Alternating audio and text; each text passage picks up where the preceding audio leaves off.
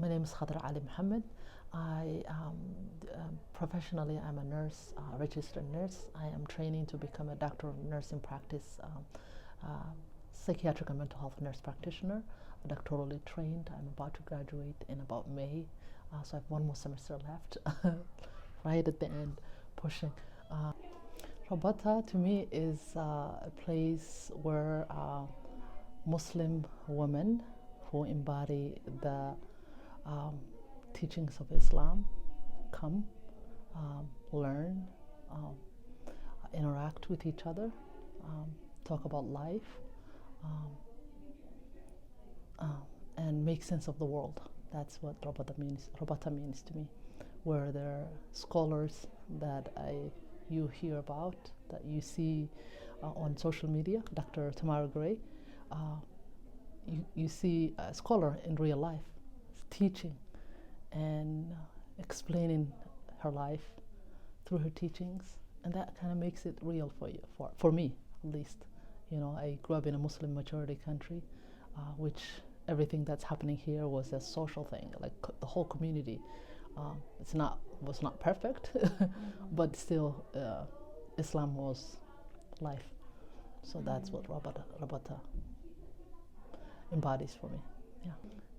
So Rabata is different because it makes Islam, it makes an effort. How do I say this? Come into in a secular society, a society that Islam is not visible. You're not reminded by how other people are acting. Islam, in a Muslim society, you're reminded by Islam by how people talk to each other, how people behave, how people take care of each other, how you're supposed to, carry yourself. And people are busy, work, taking care of kids, kind of daily mundane things. That's majority of the things that we do in a secular society like this is basically filled with those things. So you're not reminded, like daily prayers, you're not reminded, there's no adhan going off. So when you come to a setting where Islam is practiced with how we talk to each other, how we respect each other, how we live our lives the way the Prophet ﷺ lived, and pray together, eat together, talk about good things that are happening, bad things that are happening. It's a community, and that's what you need. We're social creatures, and being isolated to your own religion. The more you do that, you do practice your religion behind closed doors, the harder it gets, because we're not confined into our homes where, we need to go out there and live life, not necessarily converting other people, but we need to feel comfortable practicing our religion in society. Positive cultural change is people I'm worried about are children who are growing up in a society that I just talked about, a society where religion is not number one, where people just, me, it's all about me, versus I'm a member of a society, I'm a member of a family, I'm a member of a nation, I'm accountable to my creator, everything, that a human being's supposed to be kind of thinking about. A society that loses all of that, doesn't focus on, just isolates a person to themselves, I see it, I see a problem with that. So cultural change is, kind of raising a new generation that understands what religion means. Religion is not just a routine, like rituals that you do. Religion is supposed to affect your character, supposed to affect how you talk to people, how you make sense of the world, how you treat other human beings, how you treat yourself. Being respectful to yourself, and when we have a culture is experience. So how do we make our experiences an experience that's full of the Islam, how we're supposed to live life? I love it. They love us. Being a nurse from 2013 to, let's say, 2019, I decided to go to graduate school. And going to graduate school is a big deal. Making a decision, I'm a mother of 5 children, a wife, a sister, a daughter, his whole family in Minnesota. So everybody kind of demanding my time, wanting to be there for family. That's, a priority for me. So I wanted to go to that field, and, I thought I could make a difference. And so I wanted to kind of see what Islam say about what is the Islamic perspective, given that psychiatry itself has a spiritual lens to it. So I was searching, and that's how I came across Dr. Rani Awad, who's a psychiatrist, who has talked about how we were the first, Muslims were the first to, talk about the mind, the body, the psychiatric health.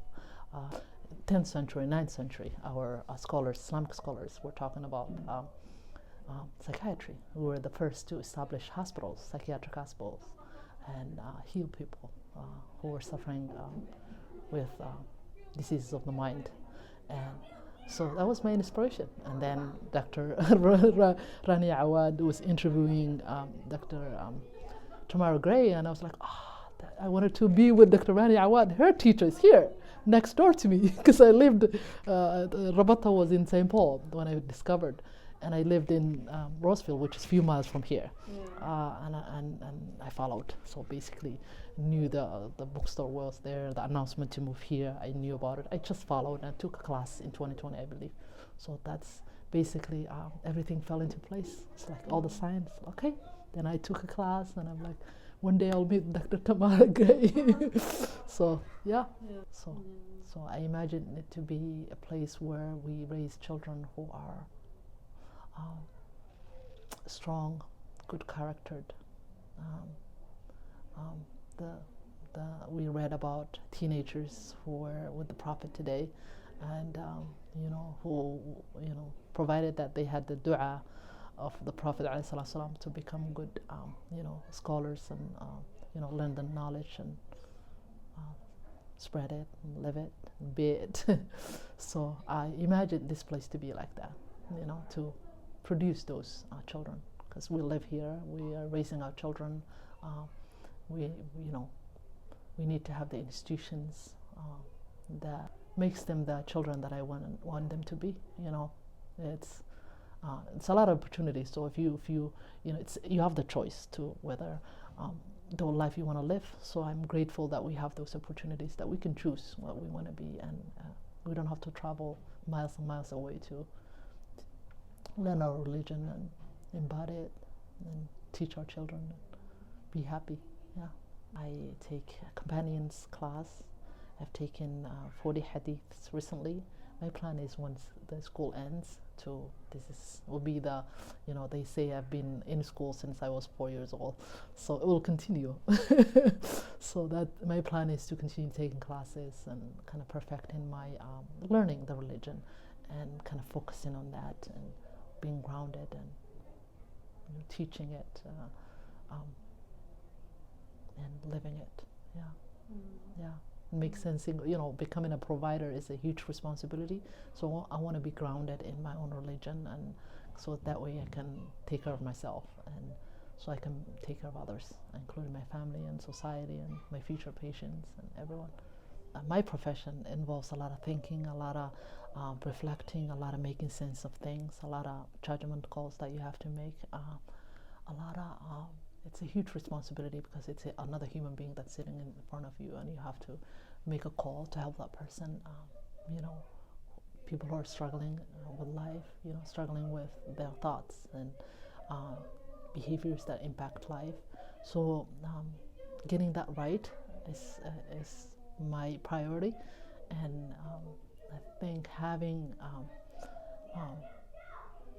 a healthy mind, being strong myself, would help me be a good provider. And also, the beauty about Islam is it gives, it has all the answers. Rabata helps me practice my religion, because I have the community that reminds me. I used to be part of the tahajjud group. I felt I'm no longer part of that. So going back to that and worshiping my Creator the way that I want to worship, and Rabata provides that for me. We're lucky, like you said, we're lucky in Minnesota. You know, my girls did come a few times. They participated and they love it, and I can't wait for them to kind of see the experience what it looks like to be in a school or a setting where the teachings of Islam is kind of practiced from the minute you walk in the door till you leave. All the interactions, the positive attitude, the welcoming vibe, the encouragement, this unconditional positive regard is a term that I learned in psychiatry and therapy world. So unconditional positive regard to your fellow Muslims and fellow human beings is important, because you need to have husn al-dhan, think of good of people instead of having kind of negative thoughts about people. And that's what our children need, because it's a negative world out there that everybody is like has an opinion about how everything's going bad. That leads to not noticing the good things. So it's amazing. It's amazing what Rabata is trying to do, and the expansion is just, I'm sure it will be, a lot of people will come here, and a lot of children need this. A lot of families need this. Yeah. And our community, Somali community, we're big on Quran, learning the Quran, which it's a tradition that we've had for generations and generations. We don't even go to school before a child has to learn how to read the Quran before they can go to school. You have to go to Duksi at age 4, and then 2 years.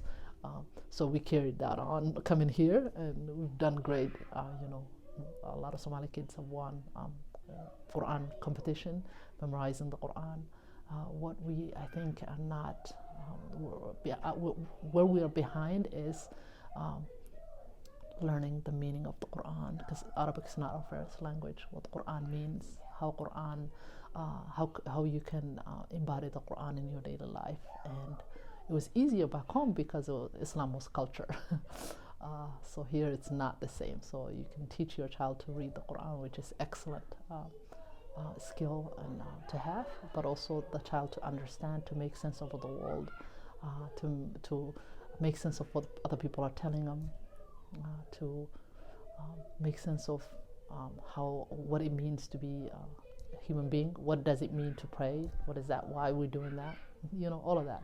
Because kids are receiving messages by human beings who don't believe the same things that they believe, who are following curriculums that are created by people who have who might not have the Islamic foundation.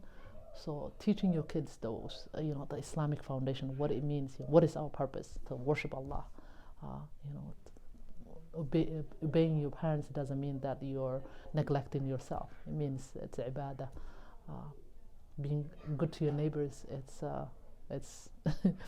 it's something that our Prophet had done, regardless of the person's, if they're Muslim or not, good or bad. You're supposed to be aware of, how your neighbors are doing, instead of I want to advance and I'm competing with everybody else. That's very hard. It's heavy. So I see a beautiful world out there, which Rabata is starting, to spread positive culture change. We need it big time.